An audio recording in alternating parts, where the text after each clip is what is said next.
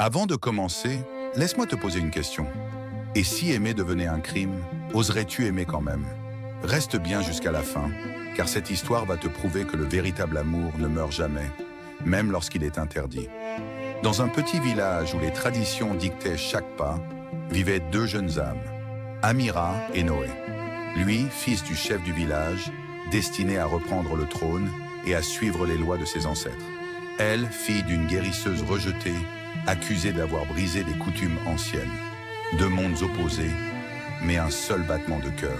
Leurs chemins se croisèrent un soir, près du vieux pont de bois. Un simple regard, un sourire timide, et tout changea. Ils savaient qu'ils n'en avaient pas le droit. Mais comment dire non à ce que le cœur a choisi? Chaque nuit, ils se retrouvaient en secret, à l'abri des regards.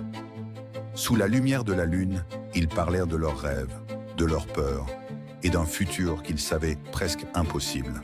Ils savaient que le monde les jugerait, que leur famille s'y opposerait. Mais quand leurs mains se touchaient, plus rien n'existait autour. Un soir pourtant, le destin les surprit. Un membre du village les aperçut, main dans la main.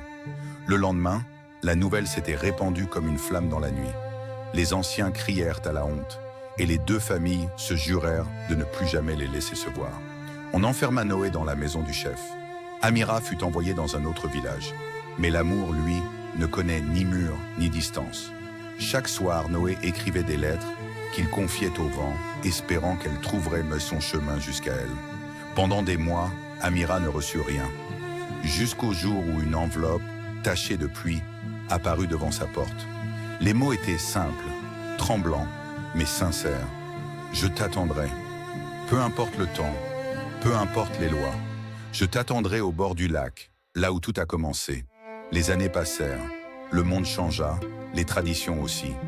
Mais au fond d'elle, Amira n'avait jamais oublié. Une nuit, poussée par une voix intérieure, elle retourna au lac. Sous la même lune, au même endroit.